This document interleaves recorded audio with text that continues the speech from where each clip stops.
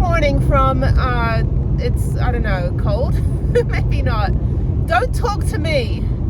None of you. I've been fasting since exactly like 7 p.m. yesterday. I did not get to eat breakfast this morning. I have made a cup of tea and I did bring a packed lunch because I need to go get my blood done. So I need to get all of my blood work, which means they're going to start like taking it out of my foot.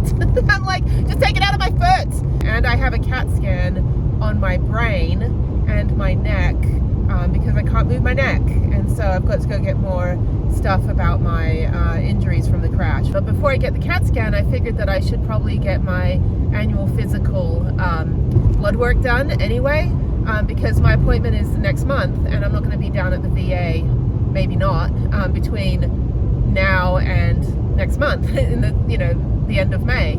So I figured I might as well get everything done now while I'm, you know, kind of halfway in the mood. Plus it's like my lady time tomorrow, so I'm already just like fireballing mentally. No, just kidding. No, it's just I have to always eat breakfast in the morning. I always have to eat my cereal and drink my orange juice and have a cup of tea like every morning. Same breakfast I've had for the last, like, I don't know, since I was maybe like 10 years old. You know, minus the cup of tea. But yeah, I mean, like, I take my vitamins and everything, so I haven't been able to take any of my vitamins, my iron pill, my vitamin D, my women's vitamins, my old lady vitamins, but I'll take those. I brought those with me, a dose of each, so I'll take those when I'm done with the blood work. Then I can eat my little packed lunch and then go into the CAT scan at 10. So yeah, so they're going to do that, and then I've got to wait for physical therapy, massage therapy, and then chiropractic. So I'm waiting to get those consults. Hopefully Prudence, she's right over here somewhere. I think she's down here. I should go like say hi to her. But yeah, I don't want to jinx it. I'm like, I don't want to go hug her or like visit her at the car hospital. You know, I'm going to be one of those family members that just never shows up for like, when you visit me in the hospital, it's like I was busy. I'm like, I literally was like in a hospital. So yeah, so I'm going to be one of those parents and like not visit her because I don't want to like jinx it. But I'm hoping to get her back this week, which means a deep clean time. So yes, trying to deep clean, unpacking the van when I was full of injuries was not fun, and deep cleaning the van is not going to be fun either. So, but I think I've spent the last like 5 weeks very slowly going through each bunch of stuff that I have. I took a bunch of stuff back to Houston, a couple big 30-gallon totes and a bunch of like soft storage bags, and then I went ahead and kind of sorted out all of my totes, and I think I will get the upper cabinet. I just need to measure. I need 22 inches between the top of the tool cabinet and where the ceiling starts to curve. I'm not going to attach it to the ceiling like Chris and I did, because it's not going to be floating. It's going to be sitting on top of the main tool cabinet, so I will attach it to the tool cabinet, like drill down into it, and then I'll attach it to the strapping that is on the wall. I also need to reattach the tool cabinet because it did come off the hinges, and then just do a once over to make sure nothing else inside the van was damaged, because if it was, then I just send that bill to the insurance company. Like if the flooring was cracked, I know like the tool upper cabinet, or sorry, the tool cabinet did come off the hinges, but I don't think the structurally, like, I think I just have to push it back in, like push it back together, because it's like IKEA, so you just slot it in and then you just drill it to the wall.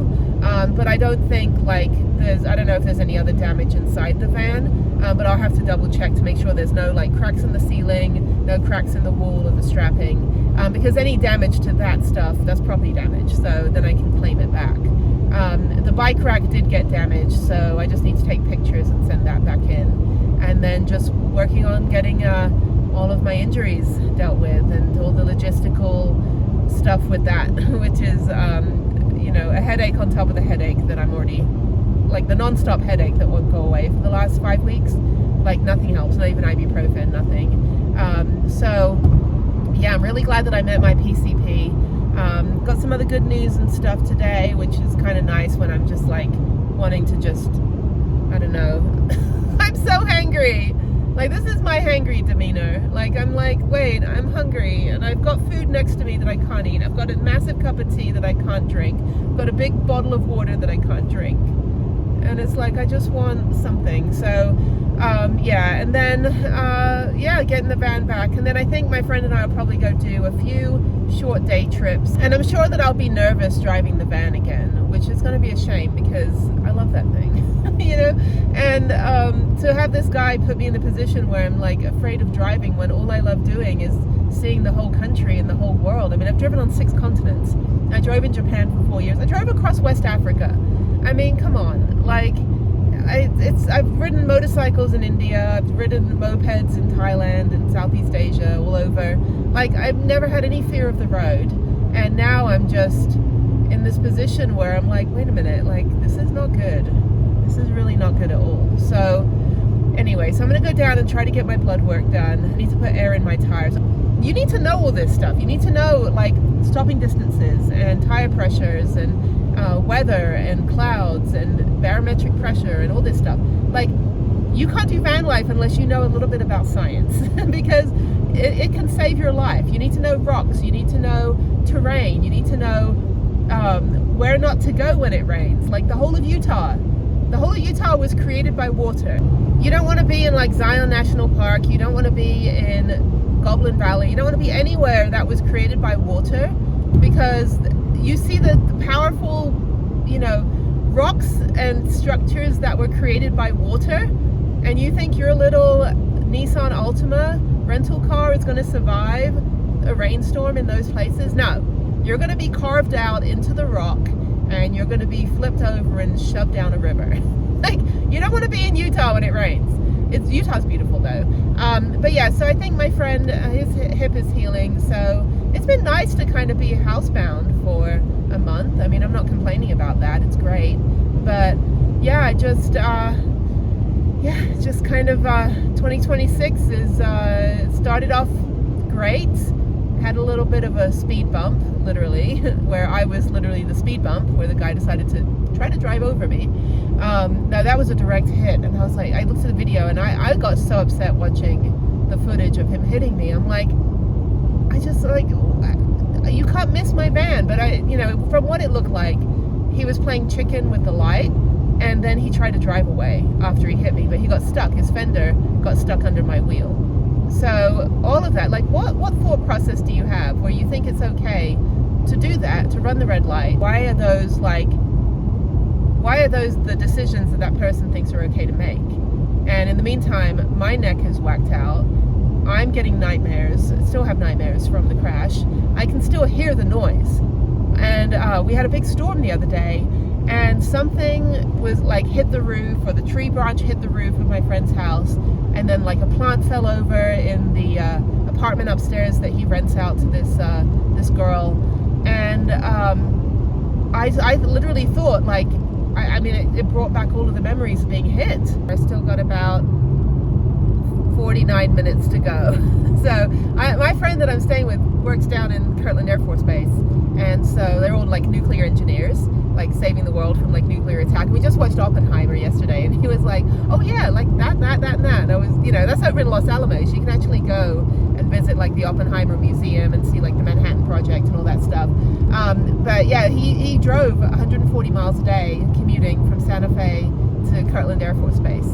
So, and I went on to Kirtland, I can get onto the base, so I went on there the other day just to like go to the commissary and other stuff. So unfortunately all the food that's in the food court is like fast food, like Popeyes and Charlie's Steakery and stuff. So but they don't have any, there's not a lot there. I mean, it's right by Albuquerque, so obviously there's like plenty of supermarkets and stores and things, but unlike other places like in Japan where like, they have more things like shopping mall and stuff, because it's kind of isolated.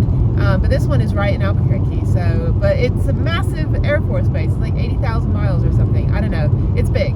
It's really, really big. I think the drive that I take back from the 40 to get to Santa Fe, the back way, is prettier.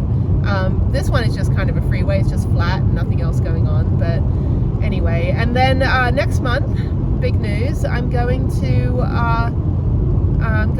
my college town. We're presenting an award to a student, and we're raising money. So I'm going to be going to Franklin, Indiana, to go back and go to this like journalism dinner, which is kind of like our journalism school homecoming. Like, we have homecoming, but our homecoming is the Pulliam School of Journalism dinner.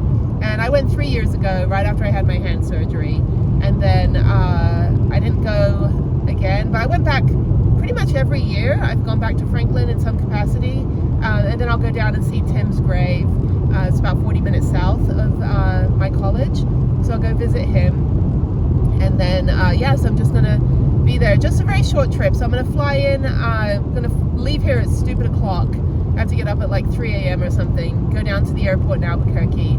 Fly out, get into Indianapolis about 4. Pick up a rental car. Go to my hotel. And then the next day, I'm just kind of going to hang out in Franklin. Maybe have lunch with some friends or something. Go to the gym. And then I'll go ahead and go to the dinner in the evening. And that'll end pretty late, so we always have an after party, which will be like, kind of camped out in the journalism building like we used to do, like when we weren't supposed to be there. And then maybe if I can see, I don't know if there'll be any professors or anything I can say hi to, but that would be great. There's quite a number of them still working there after, I started college 30 years ago and I graduated 26 years ago. So there's a lot of them that are still there. It's very much my family, but I'm very excited to go. And then, and then probably Saturday morning, because Friday morning I'll go down and see Tim, and then, or I might do it, I might do it Saturday morning, so I don't leave until 3 p.m. on Saturday, so that would give me time, that way I can spend the whole day in Franklin on Friday, and maybe go visit the college, go to the gym in the morning, and go visit the college, and then, so then maybe I'll go down and see Tim Saturday morning, because that way I can check out of the hotel. I'll work out, go check out of the hotel. And working out, what I mean is like stretching and maybe like some gentle walking on the treadmill, but nothing that is like strenuous. I can't do anything. I'm like so miserable about not being able to work out properly. But I can at least do some stretching, like at the Planet Fitness. They've got like mats and things, so that way I don't have to bring my yoga mat. I've been doing like some gentle stretches until I can start physical therapy. So they gave me kind of like a guideline of what to do on my own, and then I can go ahead and continue that when I do physical therapy. But yeah, so then Saturday I can work out super early and then go down and see Tim, which is 40 minutes away, because then I can just be driving pretty much all day, until I go back to the airport. So I don't have to be at the airport till 1. So that'll give me plenty of time. I'll get up super early Saturday morning, and then just go down and see. Yeah, it's 40 minutes away, and then it's about an hour, maybe an hour or so to get to the airport from where he is, because he's south of my college. And then go to the airport at 1 and get on my flight at 3:30 and go back to Albuquerque. So very short flight. It'll be nice to see the ladies at the airport parking, because I haven't seen them obviously, because my van's been in the shop and my car's been here in my friend's house. Very grateful that I have my car. I'd like to get rid of this car though. I want to get a different one. I need something just slightly bigger that's maybe 4-wheel drive. That is 4-wheel drive.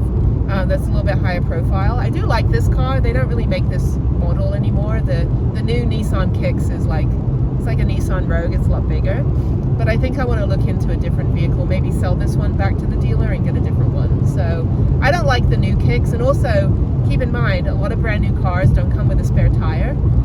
Instead they come with like 24/7, 5 years of AAA.